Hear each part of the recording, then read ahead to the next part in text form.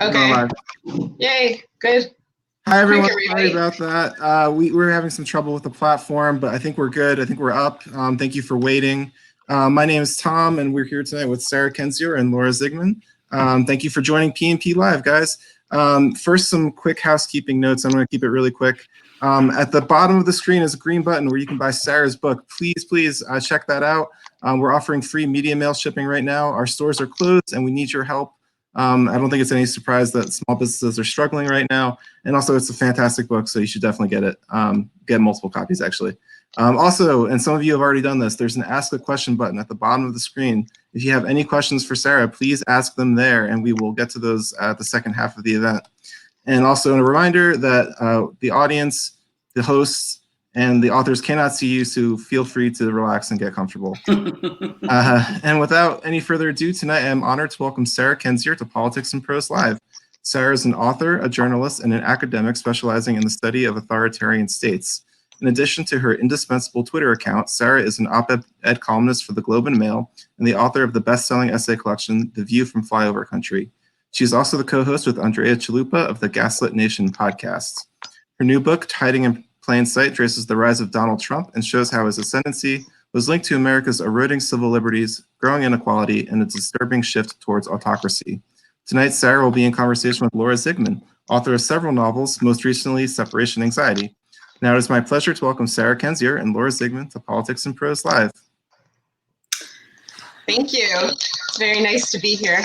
Great to be here. Thanks, Tom. And Sarah, I'm thrilled to have the opportunity to do this Q&A with you. I know personally what it's like to have a book come out in this insane time and to have either a partial tour or no tour. So I know I speak for you. Just the last time I'm going to speak for you when I say how grateful we are to Politics and Prose tonight and to so many independent bookstores and people around the country who are making these events possible to bring important books like yours to readers who are unable to go into bookstores. So congratulations. It's a scary and weird and sad time. And I just want to say up front that you bring so much empathy to this terrible time. And when I listen to Gaslit Nation and I sometimes hear your voice crack, I'm so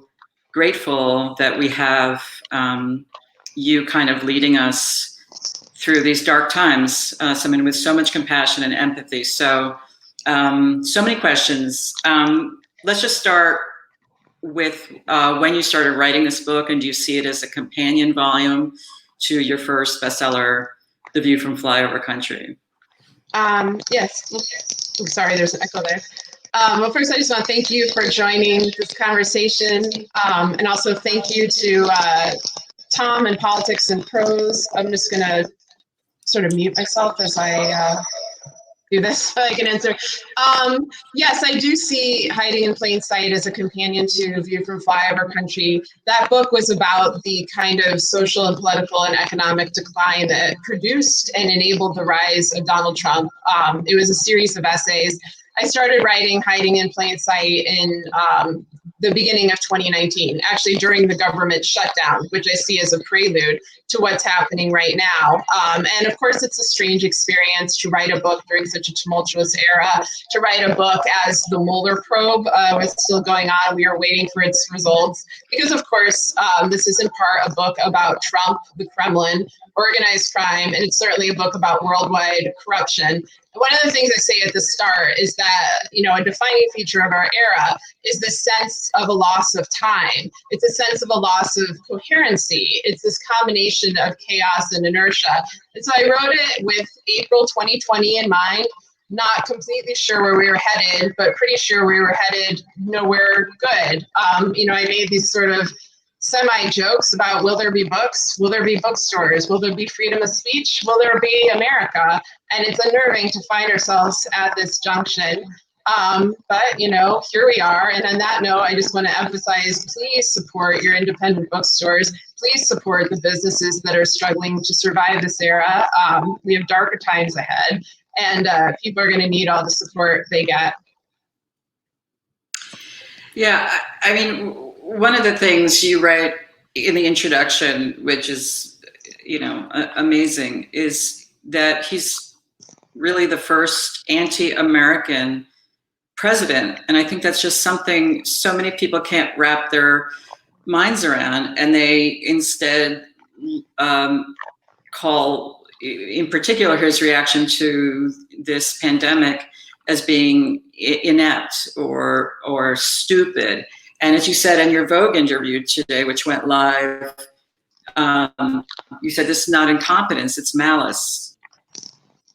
And so how do you, first of all, how do you expand on that? And also, how can we get people to sort of see that reality, that this isn't ineptitude? Yeah, see what's hiding in plain sight, in other words. Yeah, this has been a great frustration for me from the beginning of Trump's emergence into U.S. political life. Although, of course, we should remember that Trump ran or nearly ran for office 4 times before 2016. He was never the political neophyte that people portrayed him as. He was never some sort of stumbling buffoon that just entered our world. This was purposeful. Trump doesn't mind bad publicity. He doesn't mind if people call him, a jackass or an idiot or anything like that. What he minds is losing money, losing power, and losing his immunity from criminal prosecution, for which he is well overdue. And so what he does is he covers up crime with scandal. He covers up malice with incompetence. And it's been very frustrating throughout this pandemic, where you see a deliberate, malicious response nationwide, withholding of medical equipment, complete disdain, for our medical staff and for the victims. The fact that there's not even any ounce of sympathy or outreach from this administration, any sense of grief, or connection with what people are going through. It's so revolting, and that should be clear to the press. That should be something that is notable and is commented upon. But instead, they have clung to this narrative of just being incompetent, of, Trump and his, little cohort must want to help out, and they just can't find their way in this crazy world. That's not it. I'm not saying that they created the virus, but they created the response to the virus. They endangered millions of people. They brought this country and its economy and its, civil life to a halt. And I think that that's purposeful. I think they intend to exploit this crisis further. We already see William Barr with plans for that, planning things like indefinite detention. We see repeal of environmental regulations, attacks on Native American rights. These are not incompetent people. Everyone gets confused by this because they're not asking, well, what are they competent at? They're not interested in governing. They're not working for you. They're working for themselves. And they're very competent at that. And they're very competent at crime and at spin. Those are Donald Trump's 2 big talents. And he has used them to great effect, in his life and as the unfortunate president of the United States. I guess what's frustrating too is when, we watch the news, even a sort of liberally minded news, that you think they would be doing a better job. But how do you explain even their refusal to kind of cover this really head on, the corruption aspect? And that was one of the great things about Elizabeth Warren, was whether you liked her or not as a candidate, she was one of the few people who saw the corruption and spoke to that. So, yes, she pinpointed her response at the root of this problem, which is institutional corruption, and it's layers of corruption. It's economic corruption, it's systemic racism, it's loss of opportunity, it's all these different things. I think that the refusal of the media to confront Donald Trump and his administration and his backers for what they are is in part because of a refusal to address that broader systemic corruption, which far predates Donald Trump. But we also have to look at the way that he's operated, and I detail this throughout Hiding in Plain Sight. It's not just Trump at work here. He has always surrounded himself with a lawyer goon squad that does his dirty business, which includes threatening people, bribing people, blackmailing people. He inserted himself into New York and DC elite society, in particular New York, which means he inserted himself into the media world, into entertainment, into politics, into all these incredibly influential industries. And he picked up dirt on everybody that he met, and his little squad of lawyers filed this away for when it's useful. And this isn't like a hypothesis on my part. This is what Roy Cohn, his former mentor, admitted to doing. This is what his relationship with the National Enquirer was like, the catch and kill phenomenon that Ronan Farrow has also documented. So, this is part of a bigger problem, and that problem is Trump's connection to organized crime. These are mafia tactics, and he has created a mafia state out of the United States. And I don't know whether journalists are too cowardly, and I'm certainly not saying all journalists are, because there have been many that have been persevering and trying to do good investigative work, trying to follow the money. But these network heads, the ones that air the propaganda rallies, the little press conferences that have replaced the Trump rallies every day, unedited, live, while he spews out his lies, yeah, they're to blame for this. They helped create this monster, and they're helping it maintain its hold on American society and politics. Do you think they're going to stop airing his press conferences ever, or is this just going to continue? I don't know. I mean, to me, it's an existential question of whether they do this, of whether they continue to air these press conferences, of whether they continue to refuse to call a crime and a lie a lie. There's more at stake than, their ratings or their relationship with him. It's our lives, the American people's lives that are on the line. And I would hope during a pandemic with rising fascism and an economy that rivals the Great Depression, that our priorities would be clear, and that they would want to rally together, rally as a country, protect people, use their power, use their leverage in the way that they can to try to contain him. Because honestly, that would be the Donald Trump nightmare, would to be ignored, would to have experts taking his place, other policy officials taking his place. There are so many alternative ways to get out information about this pandemic, information that actually is necessary and helpful to the public, but they've chosen to treat it like a reality show, which is what Trump wants. He wants a reality show with a literally captive audience held in our houses as states are pitted against each other in a fight for literal life and death. And why they make those choices, I mean, I'm not sure I'll ever understand it from a moral level. But what's weird is I don't understand it from a financial level. Because the thing is, the type of things that Trump does, mafia ties, espionage, sexual assault, treason, illicit relationships with celebrities all over the place. Like, people love that. I used to work at the New York Daily News. That was the kind of thing that we would splash all over the cover. It was like a guaranteed big seller. Why is corporate media working against their own corporate interests by burying all of these stories? I mean, I feel like that's a big untold story in and of itself, and it's a very strange one, and it's one that's been going on for decades. And I do try to get at it somewhat in my book, but I don't have all the answers either. I wish you had more. I wish you had an answer to that question. It just, God, you were one of the first people to predict that Trump was going to win, and that was back in 2015. What did you see that we didn't see? It was a combination of things. It was like sort of an unfortunate biographical confluence of expertise on my behalf. I mean, one was, as I said, I used to work in New York tabloid media, so I knew how Trump was made. I knew how he marketed himself. I knew those sort of cues to look for.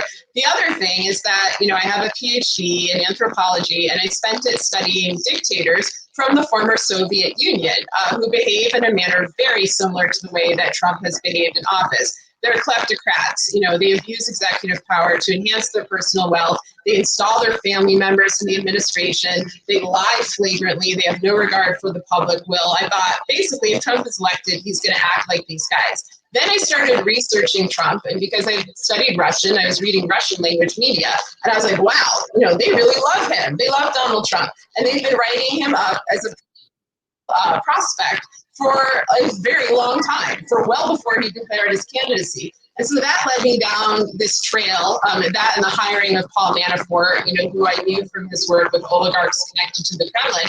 And I realized that this parallel, I saw between Trump and former Soviet kleptocrats wasn't a metaphor. It was a little reality. Trump had been backed up by Russian mafia money for several decades, and all this information was in the public domain. You know, so credit where credit is due. Journalists like Wayne Barrett or David K. Johnston were out doing the investigative work, following the money, and had published on this. And so what I ended up doing was reading a lot of back issues of Spy magazine, which thankfully my mom subscribed to when I was a kid, New York, Newsweek, you know, around 1990, 91, when Trump was really kind of crashing and burning, it was like the media had been freed. And they suddenly began writing all these exposés that were very dark, that really went into his ties into criminality. And then there are little traces of that over the next 2 decades too. But the other thing is Trump confesses all this. He tells us about his crimes. He's like,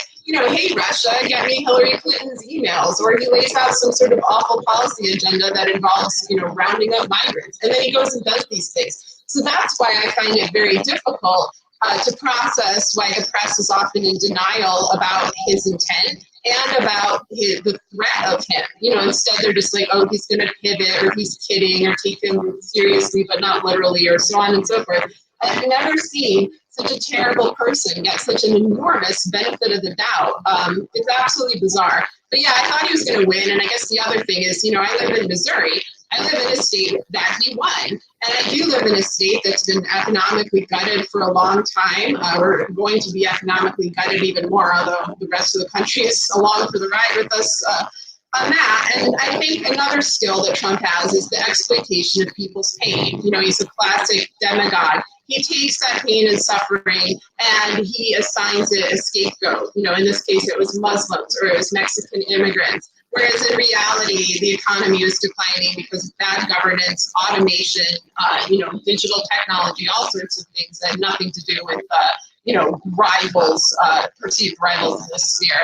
But he knew how to do that. He's a good sloganeer. He's a good little carnival barker in our nightmare ride. And yeah, folks should have seen it coming. I'm not quite sure why they didn't. I guess all those polls saying Hillary was destined to win didn't help either. You know, one of the other things that is disturbing and perplexing every day, besides the fact that he has no empathy, no ability, especially during this crisis, to express grief for the thousands of Americans, you know, who have died already, is a sense that law and order is really disappearing in this country. And I think back to Mueller, which is when you started writing this book. And I confess, I was one of the, I didn't have a candle. I didn't have a votive candle, but I really believed. I thought you were going to be wrong about it.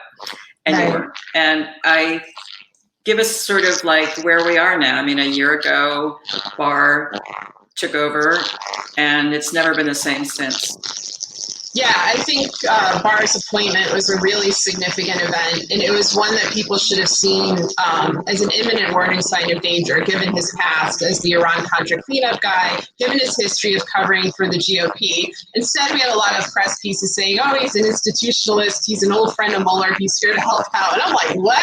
But what I did think initially when Mueller was put on this case is that he would do a decent job, because Mueller actually gave, you know, one of the most savvy speeches of our era in 2011. He gave a speech called, you know, I can't remember the full name, but basically the Iron Triangle speech is what it's known as, where he described this new nexus of organized crime, state corruption, and white-collar crime, and how it had created a new transnational threat to worldwide democracy, you know, basically unparalleled in our time. And he described specifically Semyon Mogilevich, the Russian mafia head, and his operation as a threat. That's the organization that Trump is tangentially linked to through many of his associates. So I was like, okay, at least Mueller really seems to understand the situation. He gets who the bad guys are. He gets the root of the problem. And so I guess now we see where executive power meets the power of a special counsel. And Mueller just folded at every turn. And it was before Barr came in that I began to get nervous, because he wasn't interviewing or indicting people who committed criminal acts in plain sight. People like Jared Kushner, Ivanka Trump. You saw Michael Flynn get a plea deal to nowhere, get off for absolutely no reason. People were like, oh, he must be giving important evidence that it's going to lead to the demise of Trump. No, it was nothing. With Manafort, even, the crime he was arrested for had nothing to do with his illicit involvement in the election. It was a 2002 money laundering related offense.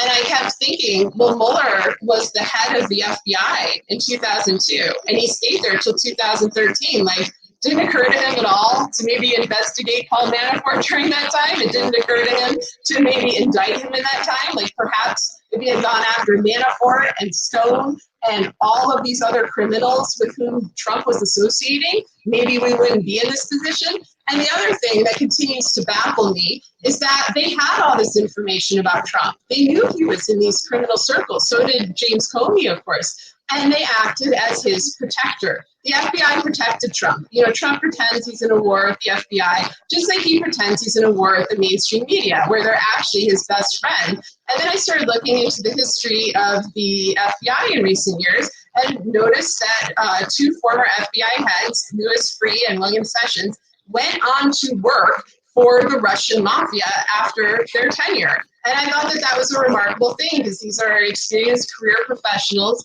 who could have chosen any occupation they wanted, worked anywhere they wanted. They chose to work for the Russian mafia. And then Mueller chose to let the Russian mafia off the hook. And I should also emphasize, when I say Russian mafia, it's a transnational crime syndicate. It is not just people who are ethnically Russian. It is not just people who are from the Russian Federation, although it is people who are intimately tied to the Kremlin and the Kremlin's desire for sanctions to be removed so that their oligarchs could profit. But it includes people from all over the world. It includes Netanyahu, MBS, Viktor Orban, a number of people involved in Brexit. This is one big group with overlapping interests from around the world who have decided to, bring about the demise of Western democracy for profit. It is the exact threat that Mueller laid out nearly 10 years ago.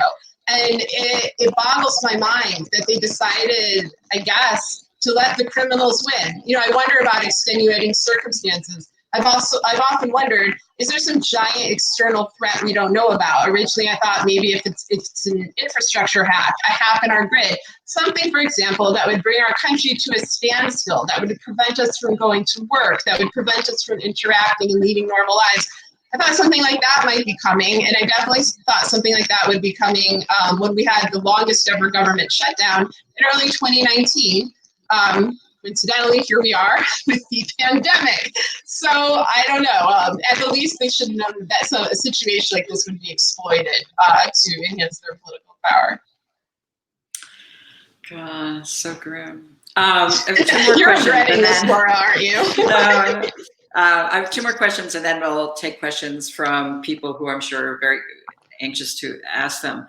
One is the elections coming up. I mean, it feels very much in the media as business as usual. I mean, there were the primaries, the horse race kind of thing. Then they're preparing for debates in the middle of just all this chaos.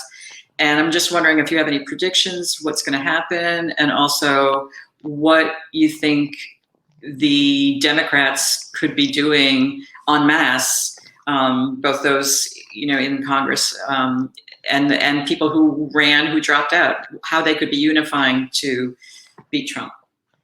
Yeah, no, that's a great question. I find it hard to predict the election because I don't know how to predict coronavirus. Like, we don't know what it's going to really be like in the fall. But I think, in a case like that, you need to be cautious. And the best thing we could be doing is pushing for voting by mail. I think that's really important. That's a way to try to ensure that the election even happens. And it's also why the GOP wants to shut down the post office by July and is saying that that's the road to fraud. It's not. We do our census by mail. We do our taxes by mail. Oregon and other states have voted by mail.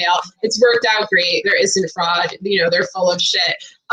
In terms of the Democrats, we now know that Biden is the nominee, but I think the most effective approach would be a coalition around him of other Democrats. We had a talented field. We had people with different areas of expertise, different kinds of appeal. I think that is a very effective antidote to the Trump personality cult, where you just see the GOP bowing down to him like he's some sort of god. If we had folks like Elizabeth Warren, Bernie Sanders, Julian Castro, Kamala Harris, all the front runners, as well as just younger folks in government who I think are very good communicators, people like Katie Porter or AOC, if they were out making a case for not just Joe Biden, but the Democratic Party, and what is an alternative vision of America? What are the problems that we want solved? And here is how we are going to solve them. And basically say, we are going to finally fix this. We're going to address these deep structural problems. We recognize your suffering. We empathize with you. I do think that quality in Joe Biden is good. He can convey that effect, whereas Trump, of course, it's completely absent.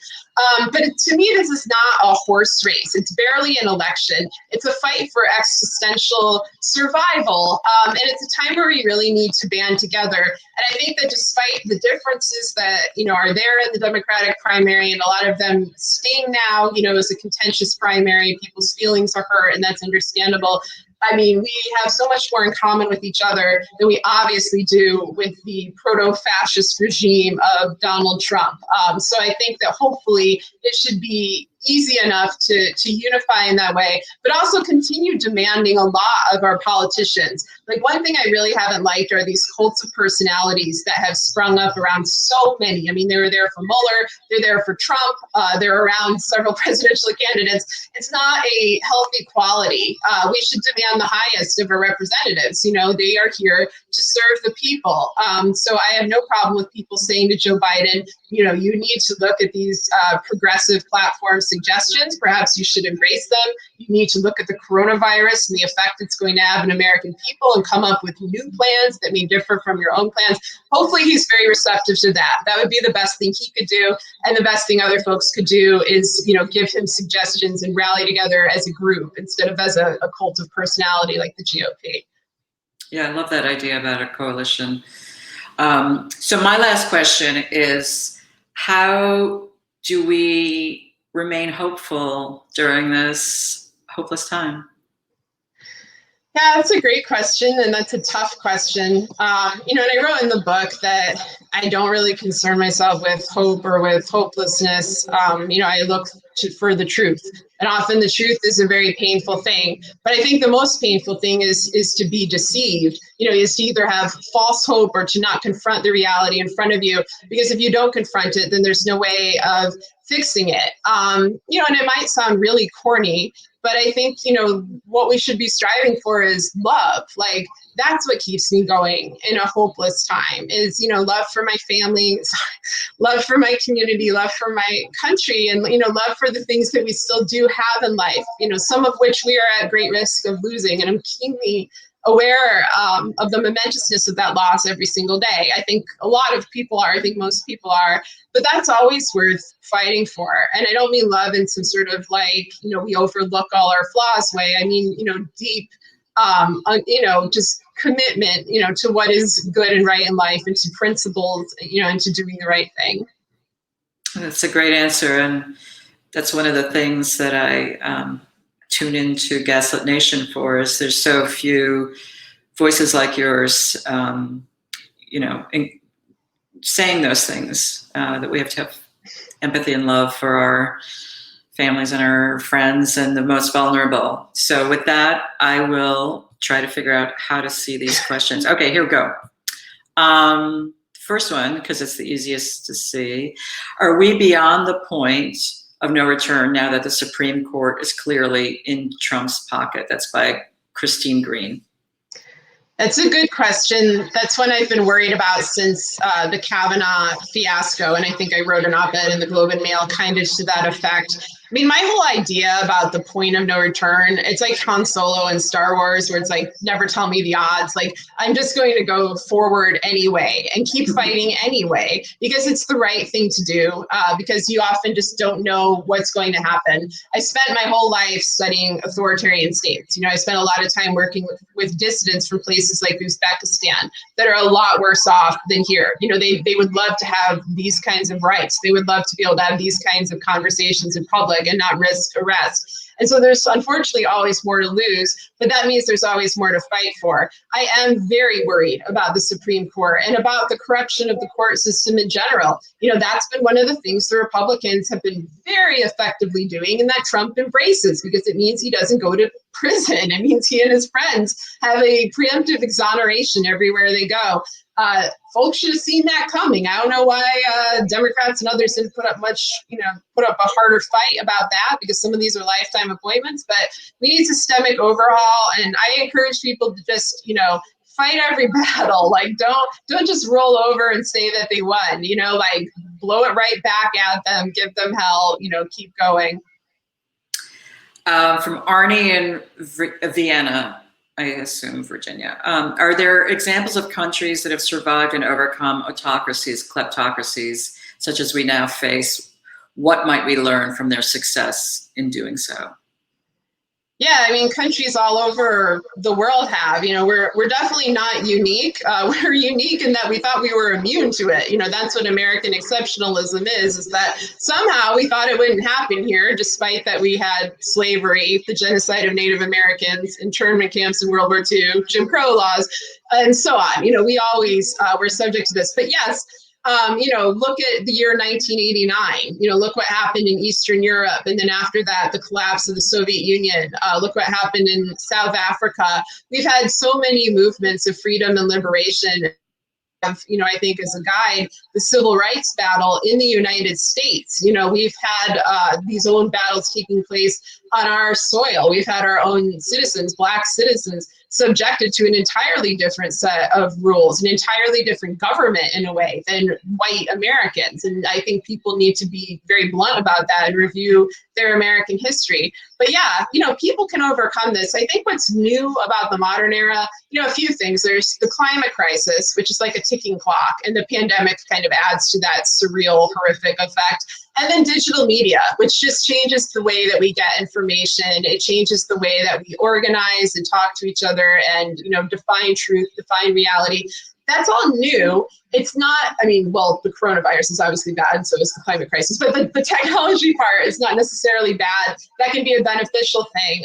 It brings people together. I think we need to be creative in how we organize, because traditional points of leverage, like mass protests, for example, I don't think they're as effective anymore. We've seen our government just throw them off because they don't care what the public thinks. And he's a very unpopular president. You know, he's the least popular president in American history. It shouldn't be this hard to get rid of him. And the reason it's hard is because the system is corrupted. It's deeply, deeply rotted. And so that's the obstacle that we're facing. I feel like a lot of times I see people saying, you know, why don't you rise up like in this era or this country? And I'm like, people did. We actually had the biggest protests in American history during the Trump administration, largely led by women. And they were not considered important for some reason or another. But some of that was just that they, you know, the Trump crew just didn't care. But yeah, be innovative in the way that you approach this. And I haven't lost hope for a different outcome. I mean, if I thought we were completely doomed, I wouldn't bother to do anything I do, because, you know, this sure as hell isn't fun, like staring into the chasm of darkness every day for my living. Like, it honestly kind of sucks. So, you know, that's how it goes, though. And, you know, it's a fight worth fighting. And so I'll continue to wage it, and I hope you will too. Another question from Laura. Are we going to see a Trump political dynasty if this president is reelected? Oh, yeah. Oh, yeah. That's one of the things I've been most alarmed with, you know, from the get-go, is they want President Ivanka with Jared as, like, you know, a kind of puppet master in the background. I mean, Jared Kushner is so unlikable that I don't think they're going to push him to the forefront. They're going to try to make Ivanka Trump the first female president. I wrote an article about this, I think in April 2017, you know, the dictator and his daughter, something like that, bringing up parallels again to Uzbekistan. But they've been grooming Ivanka and Jared. That's why they're going to all these international events. That's why they're so intimately involved in the affairs of the White House, despite their total lack of qualifications. I mean, there's also the issue of, you see this in autocracies and kleptocracies, especially everywhere, where they like to keep it in the family. If they're laundering money, if they're committing crimes, that inner circle of trust becomes very small, and it often is simply children. And so, or other familiar relatives. And so for Trump to be able to maintain his power, if for some reason he leaves office, he needs to leave Ivanka in charge. That's the only kind of person that he would ever trust. And I think he's kind of dismissed Don Jr. and Eric as useless, kind of like the rest of us do. So we're all in that boat together. But yeah, it's a great danger. They want a dynastic kleptocracy. And the normalization of this in the media, is another appalling thing. It is not normal to put your completely unqualified adult children in positions in the White House with no transparency as to what they're doing, have them meet with world leaders, have them profit off the positions. Like all of that, that stuff I saw in Azerbaijan, that stuff I saw in other deeply corrupt nations. The two of them should have been out a long time ago. Mueller should have investigated them. And in fact, Ivanka and Don Jr. were nearly indicted for fraud back in 2012 before a large campaign donation was given to the judge in that case, who then so coincidentally dropped it. So yeah, that's a great danger for our democracy. Like, I don't want to have a President Ivanka. She's going to be exactly like Trump, only in a prettier package with a softer image. And this is another time-tested tactic of dictators. They put in their young child, Kim Jong-un, Bashar Assad, like on and on it goes. I don't want to become one of those countries. I hope you don't either. So you should fight that with everything you got.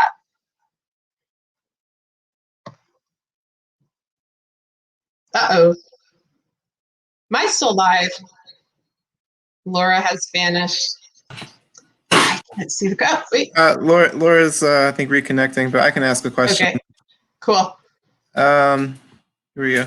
From your analysis of other former democracies' slides into authoritarianism, what one or two major steps do you suggest the U.S. take now if you wave a magic wand? That's from Anna. Oh God, if they waved a magic wand, I'd make a time machine and bring us all back before this happened.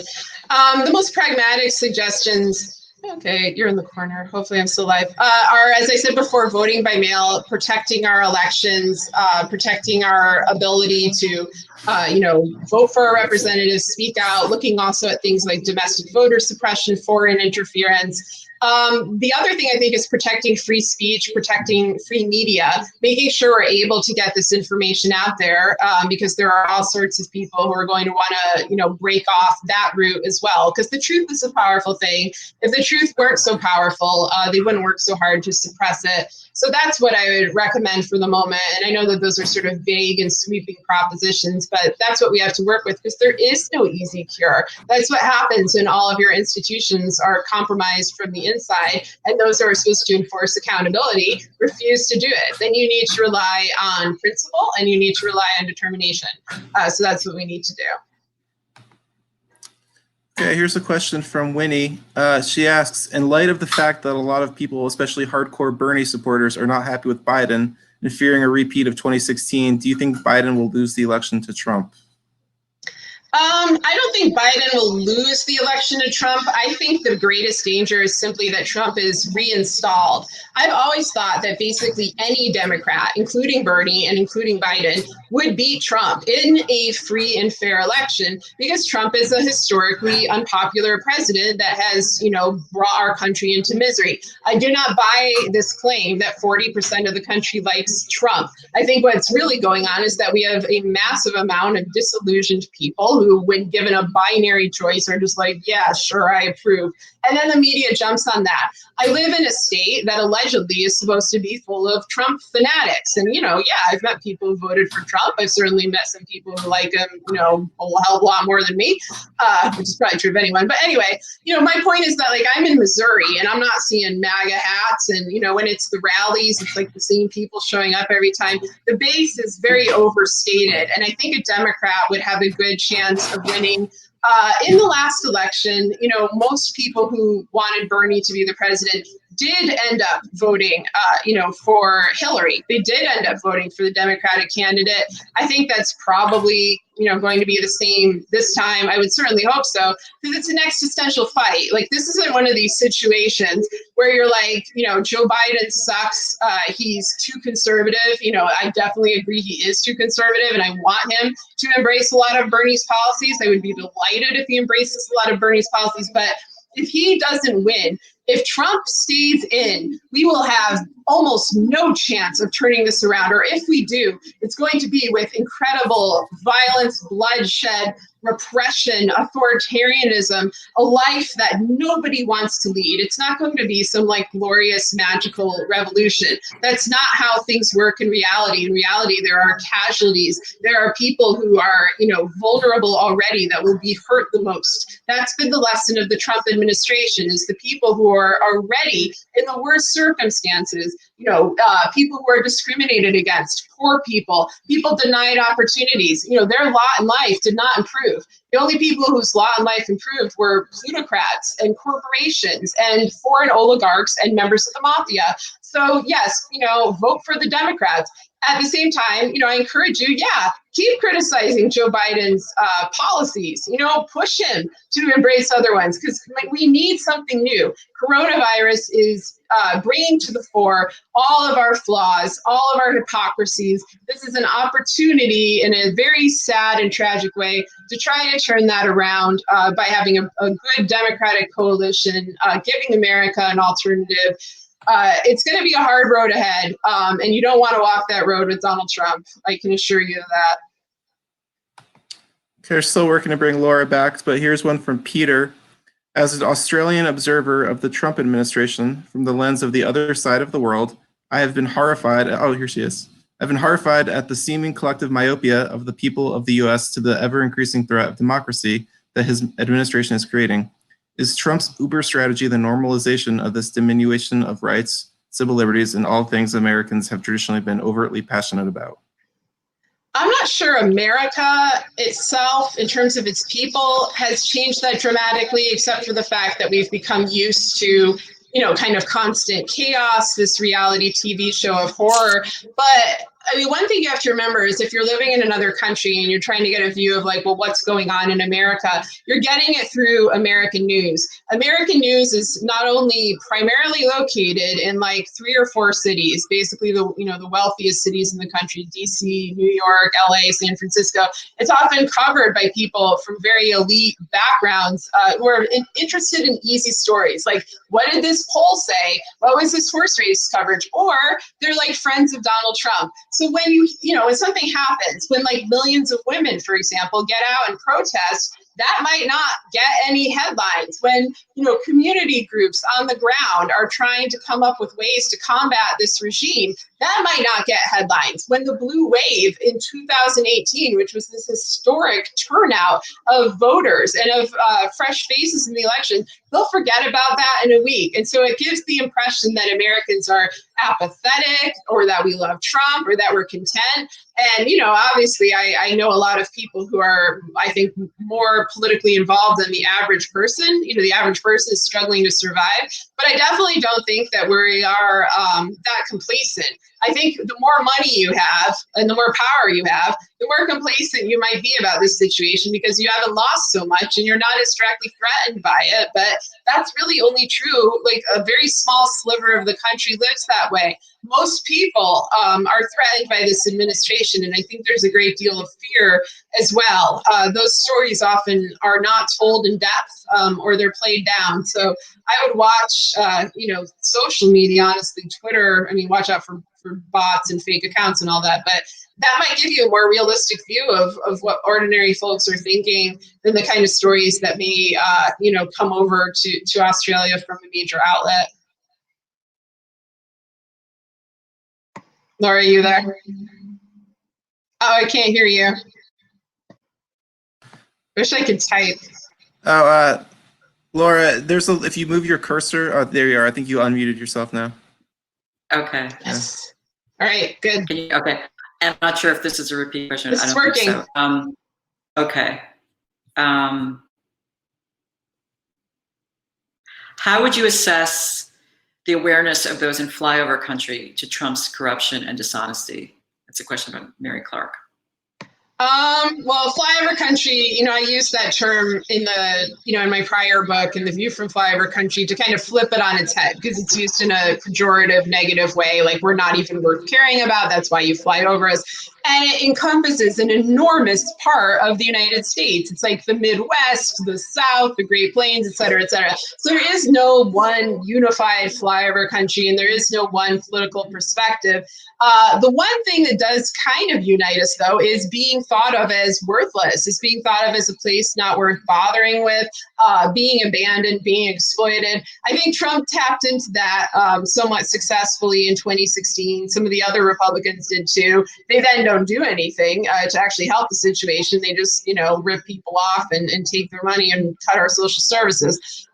That said, I think people are keenly aware of the effects of this administration. Even when I talk to people who voted for Trump in 2016, basically thinking, well, this guy might be offering something new. He says he wants to, create an infrastructure project, give people good jobs back, steady jobs, steady life.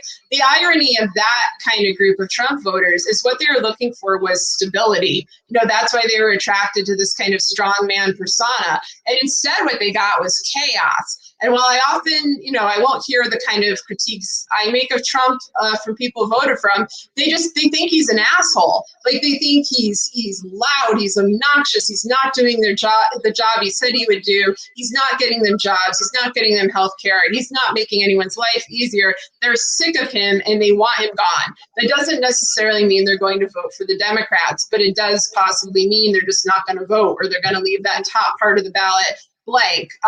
Sometimes these voters will just suck it up and vote for him because their big issues are, guns or abortion or, something else that traditionally attracts people to the Republican Party. But, there's an array of views here. And, one thing I also want to make clear is this is a region of demographic diversity.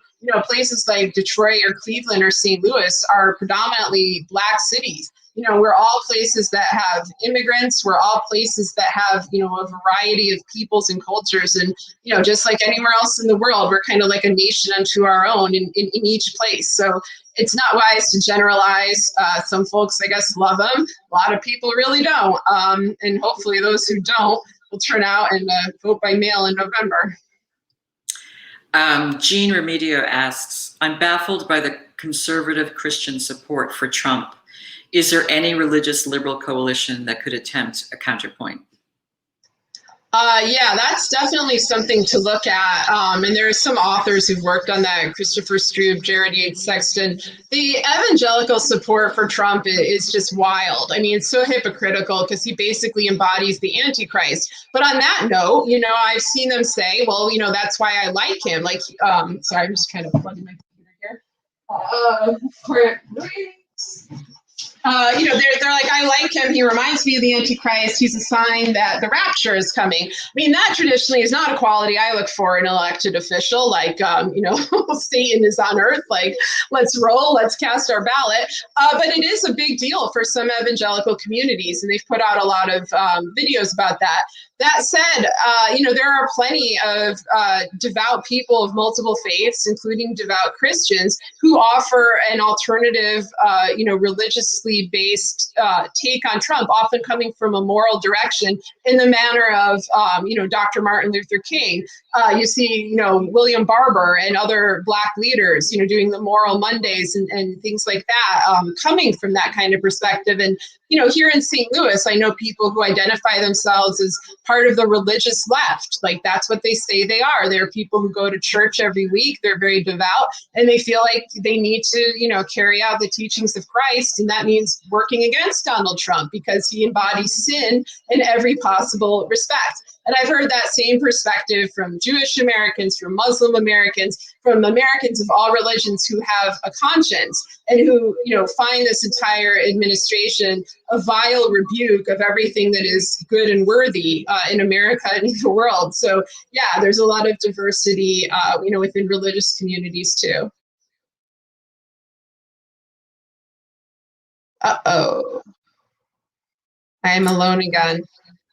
Politics and growth. Oh, there you are. You're back. Are you there? Okay. What is the most effective thing any of us can do to help during this election cycle, especially given the pandemic? That's a good question. It's a tough one, to answer because we are living during a pandemic. And I think one of the things people are struggling to do is just hold on, keep their wits about them, not have a total nervous breakdown, or at least if you're going to have one, limit it to like once or twice a day. I mean, honestly, if you're staying inside and you're not a vector for the virus, I think I don't know. I'm just going to say the technology's fine. Keep rolling.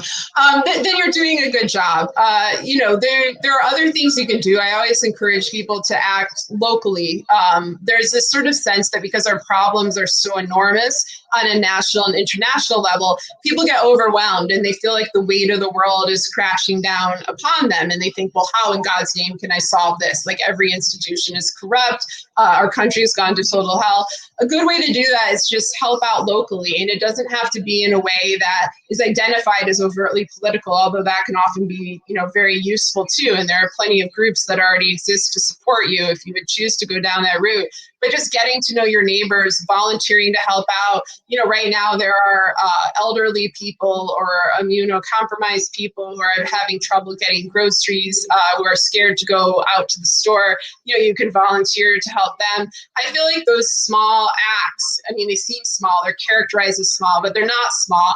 They're acts of generosity and kindness and consideration and modeling good behavior for others. And I think that's really important because one of the effects of the Trump administration is just to have cruelty and a kind of, smug, pitiless sense of exploitation normalized. And people think it's normal to act this way. They're so cavalier in their cruelty. And I think to just, be a kind person, a compassionate person, a good person, and, do good deeds for others, that's an important thing. And, don't let anybody tell you that it's small or that it doesn't matter, because it matters to the person you're helping. And, if everyone is doing that, then it matters to the world as a whole. That's a great answer. Karen Stephen asks, do you think Trump will win in 2020? I fear that Trump will be reinstalled in 2020. I never feel like he's going to win. I think if we, honest to God, had a fair election, I think he would lose. I am worried that the exact same forces that brought him to power are going to keep him in power because they need him to be there. They need to have immunity from prosecution. That includes all of his cohorts in the Republican Party who had dirty money in their campaigns, mafia money in their campaigns, violated every ethics law in existence during the last 3 years and possibly beforehand. Needs all the people on his dirty campaign, everybody who Mueller investigated and did write about in his Mueller report with its recommendations for articles of impeachment that were never followed up on. And then, of course, the mafia, the oligarchs, the people who want sanctions to be lifted, the plutocrats who want tax cuts. Like, all of those big, powerful people need Trump or a Trump, it can be Ivanka, to stay in office eternally, to carry out their bidding. They have zero interest in a representative democracy. And so I do worry they're going to pull out all the stops to try to keep them in power, from domestic voter suppression to trying to cancel the election, to the kind of foreign interference tactics we saw in 2016. And I used to worry, and I do still worry, about hackable voting machines. Jenny Cohn is a researcher on election integrity. She's talked quite a bit about how vulnerable our machines were in 2016 and remained the entire time. There hasn't been an effort to really take on this problem. And if we're not voting by mail, then that problem is going to remain. So yeah, I fear that Donald Trump may be reinstalled through illicit means, but I wouldn't count it as a win. I count it as a coup. Diana Schultz Ellard asks, what can we as parents say to our kids and teens about the situation? We don't want to have them hate the presidency permanently, but we don't want them to revere what's happening. How do we make them see these are not normal times? Yeah, I mean, that's a struggle. I have two kids. I have a 12-year-old and I have a 9-year-old. And even within that time frame, there's such a gap in what they've experienced. Like the only president my son really remembers is Trump. He was 5 when Trump came into office. My daughter somewhat remembers the Obama era. So she knows that there is this difference. And one thing I've done is, drag them all over the country to all these presidential museums and libraries. I write about this in Hiding in Plain Sight because I wanted them to see what an American presidency looked like firsthand. And, and sometimes these museums, they'll sugarcoat stuff. You go to the George W. Bush one and it's like it basically ends in 2003 with mission accomplished. And there's like a little line about Hurricane Katrina and the crash of the economy. So, you have to give them the context too. You got to teach them the real history. But just to sort of give a sense of, civics, teach them civics, show them old footage of prior presidents. My 9-year-old son loves these graphic novel books by a pseudonymous author named Nathan Hale. They teach history. I think teaching history is a really important thing. But it does do something psychologically, I think, to live under the Trump era, to live under a president like this. And of course, if you're not white or if you're not male, there's a whole nother scale to this. Like when I have, a 12-year-old girl and I think about Trump's history of sexual assault, and alleged rape, it's a really horrifying thing that I'm reluctant to even tell her about, because to say that that's your president, that's what people chose, to put into office. And they did know, they heard him on tape confessing to sexual assault. And it's awful, for my son as well, although he's 9, so I'm clearly not going to talk to him about that yet. But yeah, it's a tough thing. I mean, I think showing alternative role models, whether in the American past or in other countries, and just emphasizing principles and values and laws and being honest about the fact that people don't follow those laws. And that's not new in American history. There's this tendency to sugarcoat things for kids. I've seen textbooks where they portray slaves as volunteers, like unpaid interns or something. Like kids need to know the cold, hard truth of American history from an early age. I don't think there's anything wrong with that. A lot of kids don't have the choice of not knowing that because they come from one of those groups whose ancestors were oppressed, and they need to know that. I think that's important. I think it teaches empathy. I think it shows, how power can be abused. And that's a good thing for kids to know. And honestly, a lot of these kids are ahead of the game. They're reading all these dystopian YA books. Like they identify evil. They have a basic sense of right and wrong and good and bad. And they know when they're seeing bad. And we've also seen teenage activists. We've seen people, like Greta Thunberg or Malala, who I know are inspirational, to a lot of young people. And I think that that's a good thing. Like they are seeing through the bullshit. They're not saying anybody's going to pivot. They're demanding a better future. And it's really our obligation as adults to try to fight for their future. What will the lasting effect on the media's standing in American politics be post-Trump?